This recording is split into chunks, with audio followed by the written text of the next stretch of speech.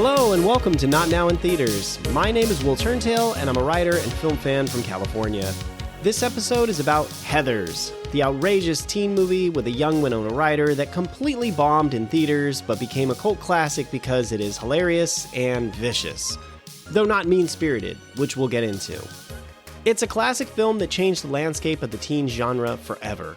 Somewhat like a middle finger, but smarter, to the feel-good shit out there of 80s teen movies. But truly, as we'll also get into, this movie plays for adults, not kids.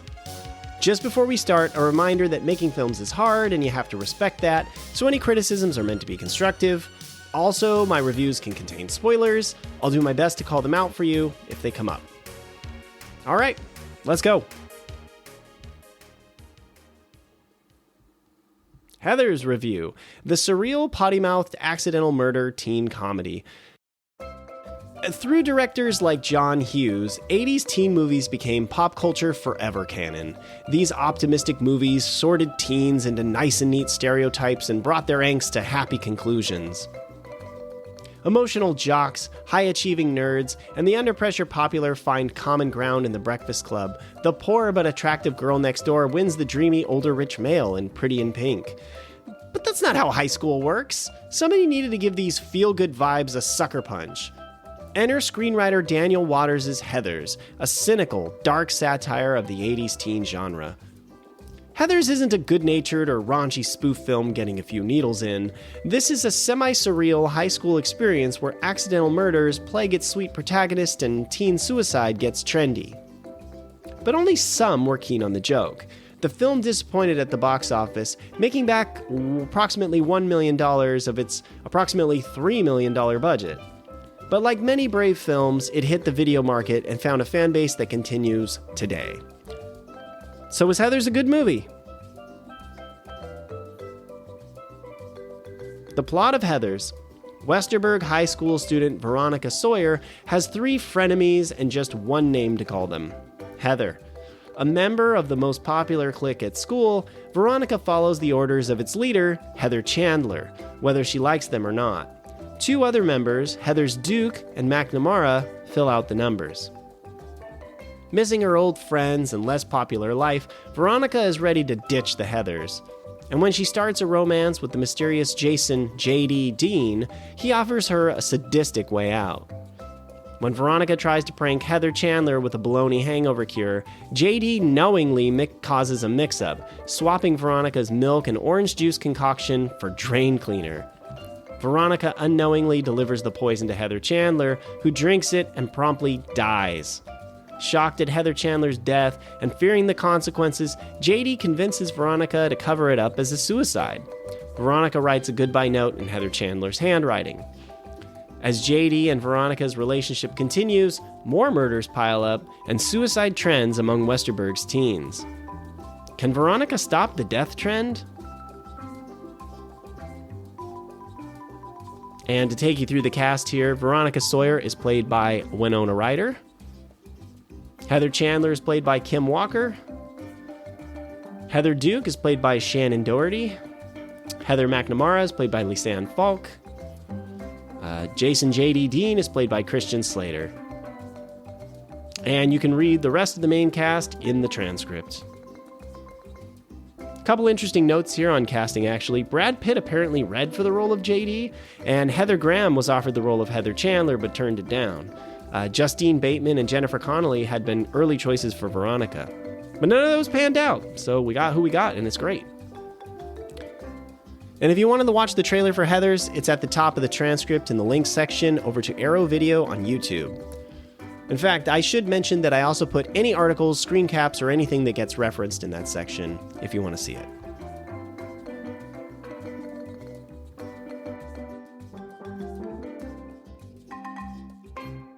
So let's talk about the elements that make this movie such a classic.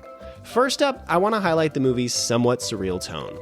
From the cinematography, props, and down to the dialogue, this film operates on a skewed frequency.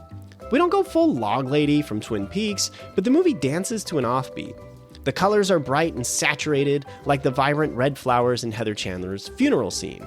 Veronica wears an old-timey monocle when she writes in her diary. It connects the audience to her wise beyond her years, self-reflective persona. In the opening scene, more on that in a bit, there's a floating, otherworldly score and a bit of slow motion as Heather McNamara plants a note on Heather Dumptruck's tray. Excuse me, not Heather Dumptruck, Martha Dumptruck's tray.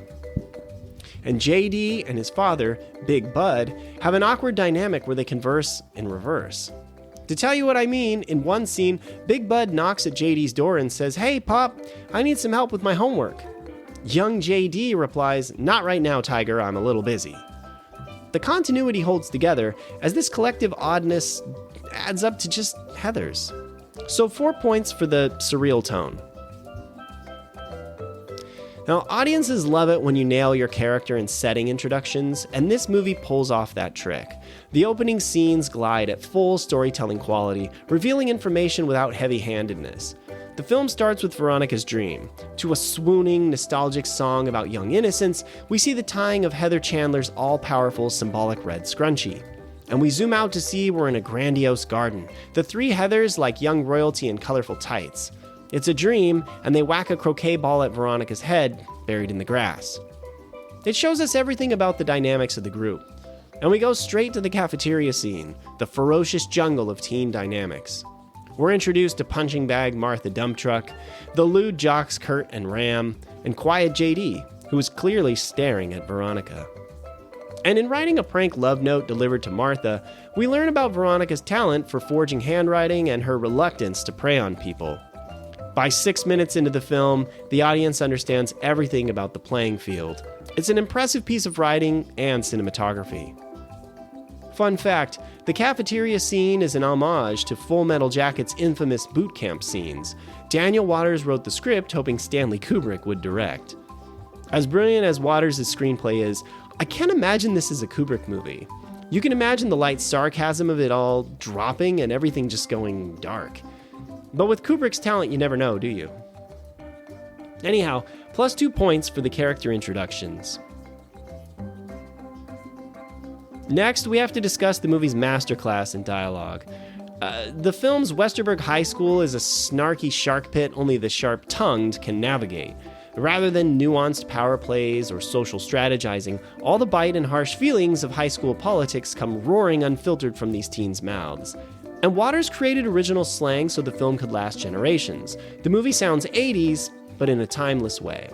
Things can be very, which seems a precursor to extra of more recent times, and characters constantly ask, "What's your damage?" And all the Heathers call each other Heather instead of their last names or add last letters so they can be told apart. A choice that somehow, for me, adds to the brattiness. So 4 more points for the dialogue. Alright, a warning, I've got some minor spoilers here, so turn back now if you don't want to hear them. This film's jokes reveal human beings at their most raw. The funeral scene where people pray next to a dead Heather and we hear their thoughts is outrageous. Ram can only lament that God killed such a hot piece of snatch, end quote. All Peter can do is pray that suicide never happens to him, as he'd be unable to take it and for fast acceptance to an Ivy League school. Heather Duke thanks God for answering her prayers. Veronica doesn't want to deal with the responsibility of having a hand in Heather Chandler's death. And then there's the savage meeting of Principal Gowan and the teachers debating whether to dismiss the students early because of Heather Chandler's suicide. Hippie Miss Fleming begs them to, quote, revel in this revealing moment, hoping to have a talk and feel session on embracing the tragedy. She's promptly shut down with eye rolls, and Principal Gowan cynically asks her to let him know when the shuttle lands. And Principal Gowan is disappointed to find out it's not Heather McNamara that died, declaring he'd be happy to go half a day for a cheerleader. It's hilarious, yet hints at a poignant commentary. These adults dismiss or flat out don't understand teens. So 6 points for the well-done darkness. Okay, now let's get into the things I didn't think worked as well in the movie and could have been improved. I have 2 things to highlight, and I'll tell you now I have heavy spoilers in the first one and some in the second as well. So let's talk about the movie's ending and how it was changed. The original script ended the film with JD blowing up the school and all its students with it, followed by a prom in the afterlife. But before agreeing to finance the film, New World Pictures executives wanted a change. Other endings were written, some of them dark, but we ended up with Veronica thwarting JD and offering to get together with Martha Dumptruck for popcorn and movies. It's an okay ending, as Veronica resolves her conflict with the Heathers. With her slate now wiped clean, she can go about her wishes of connecting with those lower on the high school food chain. But while it doesn't ruin the film, it feels like a missed opportunity. Unlike the rest of the movie, there's too much feel-good spin here for me. To be fair, I know looking back now that the film didn't do well as a crowd pleaser and may as well have just capped off the darkness that made it into a cult hit with a holy shit finale. So we'll only deduct 1 point here for the ending not taken. More spoiler alerts here. And for our next thing, well, oh boy. Back in 1989, you could release a movie where a white male with mental issues wears a long coat, fires a gun full of blanks at bullies, plots to murder and does murder classmates, and attempts to blow up the school. It's not a film that revels in violence, as the deaths only serve the comedic plot, but the school's shooting associations in this post-Columbine, Sandy Hook, and way too many other tragedies era can feel uncomfortable. I didn't think a studio around would dare to greenlight this movie now, though it has gone on to become a musical and TV series remake. More on those in a few minutes. So no points deduction here, but just an observation and a warning that this subject matter can get uncomfortable in our time.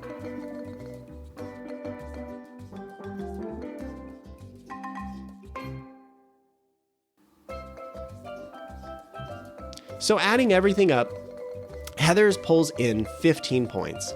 On my scale of let's not watch this movie, should I watch this movie, or go watch this movie, I'm giving it my go watch rating. Heathers is a high school dark comedy masterpiece. It's a swirling middle finger to a genre known for placating teenage angst. Its surreal tone and outlandish jokes will have your jaw on the floor. And it's a masterclass in dialogue. Unappreciated on its release, rumor has it the film connected with college audiences over current high schoolers. This makes sense as Heathers is a teen movie for adults, an ideal film for bitter graduates able to look back with a mature and jaded perspective on all those clashing hormones. The scenes depicting school violence can get uncomfortable today, and it was nudged out of its original surreal ending. But like many brave films that struggle to find an audience, Heathers is now a classic. So if you haven't seen it yet, what's your damage?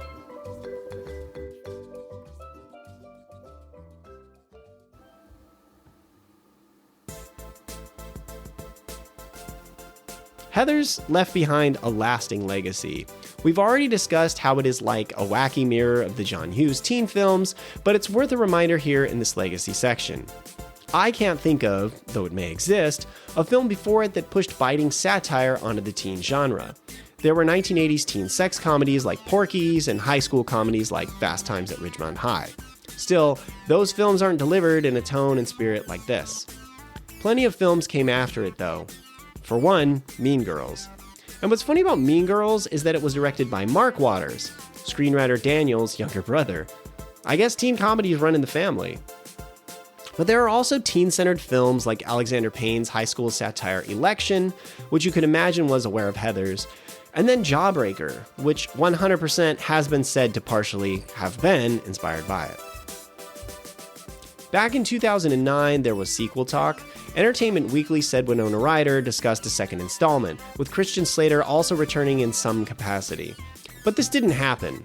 It's also been said that in 2024, Daniel Waters had written a story for a sequel where Veronica is a page for a presidential candidate named, you guessed it, Heather, and ends up assassinating her. But this didn't happen either. But what did very much happen was a stage musical adaptation. The first performance began in the early 2010s, and it has played in different parts of the world all the way up to the time of publication. There has also been a television adaptation. Sort of. It premiered on Paramount Network and acted as a modern-day reboot. It followed a new Veronica Sawyer and her troubles with the clique of Heathers. The show ran into trouble, though. In the aftermath of the Stoneman Douglas High School shooting, also known as the Parkland High School shooting, the premiere got delayed to July 2018. But then it got dropped entirely because of the 2018 Santa Fe High School shooting. Remember what I said about the subject matter being hard to deal with today? Well, I didn't mean there would be so many school shootings we couldn't even release something that reminded us of constant current events.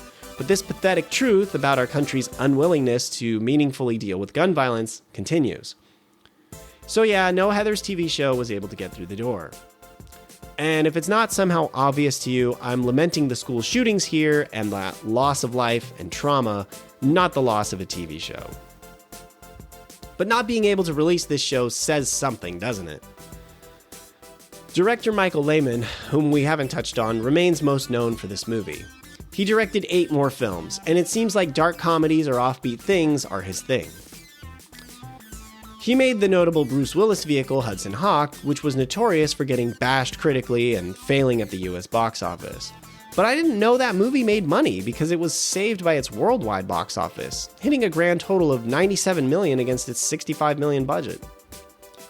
Lehmann also directed 1994's Airheads, which, if you're a millennial like me, you might know ran on Comedy Central seemingly every week and has Brendan Fraser, Adam Sandler, Chris Farley, and Steve Buscemi in it, among others. Screenwriter Daniel Waters sounds like an interesting character. Apparently the guy had a popular column in his high school newspaper called Troubled Waters, where he wrote fake stories about his classmates. Waters kept going after Heathers, and you can tell he likes less overtly commercial, often darkly comedic or satirical projects. He co-wrote the screenplay for director Renny Harlin's flop The Adventures of Ford Fairlane, aka that movie that starred, of all people, comedian Andrew Dice Clay. But apparently that movie is a cult film for some, so okay. Waters also teamed up with Lehmann again for Hudson Hawk, co-writing the screenplay with the famous Stephen E. D'Souza. And he also has writing credits on the Too Dark for Parents Batman Returns, see episode 5 of this podcast for more about that, and Stallone's Demolition Man, among others. Winona Ryder's agent begged her not to take the part in Heathers, saying it was going to ruin her career. But Ryder liked it so much that she did it, and definitely didn't ruin her career. She had already starred in Beetlejuice, which came out the year before, and then Edward Scissorhands came out a year after Heathers in 1990. So I don't think the movie's initial failure got her one bit, and looking back now, that's quite a trio of memorable films for a 3-year stretch. Ryder's career includes many movies like Little Women and The Age of Innocence and appearances on shows like Stranger Things. She's got a Golden Globe and nominations for 2 Academy Awards, a BAFTA Award, and a Grammy Award. Christian Slater thought that he bombed his audition, but was cast as JD. He said that he modeled his performance after Jack Nicholson in the movie, which is funny because I think some people have said he's tried to do that in everything he's in. Slater has also, of course, had a long career that continues. He's been in big-budget movies like Young Guns 2, Robin Hood, Prince of Thieves, and Broken Arrow. And he's been a voice actor with roles like Slater in Archer or Deadshot in the DC animated movies. He has a Golden Globe Award for TV show Mr. Robot and 2 nominations for the same role. He's also got a Children's and Family Emmy Award for Outstanding Lead Performer for The Spiderwick Chronicles. Apologies to any cast members I did not highlight here. Also, I think it is badass that this was the first movie Daniel Waters wrote. I was reading an interview he did in Nerdist about the film. He points out, the structure of screenplays is so laid out in books now that screenwriters just play a game of Mad Libs where they think, okay, this is what's going to happen in the second act, this is what's going to happen in the middle of the third act. Instead of just going crazy and being a madman, which I was. Waters goes on to say that he wrote Heathers in complete naivety, which worked for him like a secret weapon. So while this isn't a more well-known legacy of the movie, I think how long Heathers has stood up and the freewheeling nature of that is a good lesson in the creativity behind our films. And finally, with the movie coming out in 1989, Waters sees it, as he said in the same interview, a film that helped turn the 80s into the 90s. And that makes total sense when you consider the independent movies that came out in the 90s and the grunge revolution on its way to shake up music.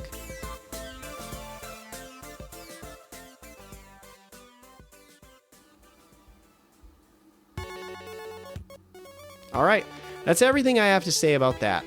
Thank you so much for listening. I hope I persuaded you to check this movie out, or if you've already seen it, brought you some insights into why it's captivating. And if you've seen it, what's your favorite line or scene from Heathers? You can reach out and let me know on Blue Sky using the link in the transcript. You'll find me as Will Turntail, and it's at not-ni-theaters.bsky.social. And if you like this episode, please help me out and take a minute or two to leave me a review on your favorite podcast platform. I'd love to hear what you think of the show. Or if you're listening on YouTube, bump the like button on the episode for me. This podcast episode is a production copyright of Overegged Media, LLC, located in Sacramento, California. Reference photos linked in the transcript are copyrighted by the Internet Movie Database. This review's factual information was gathered through online sources like Wikipedia, IMDb, or interviews. Misrepresentations and errors are completely possible, but unintentional. Introduction music, exit music, and additional music are all by Kevin MacLeod of Incompetech.com and licensed under Creative Commons by Attribution 4.0 license. The names of the songs are Neon Laser Horizon, Voxel Revolution, Island Meet and Greet, and Aerosol of My Love. Goodbye for now.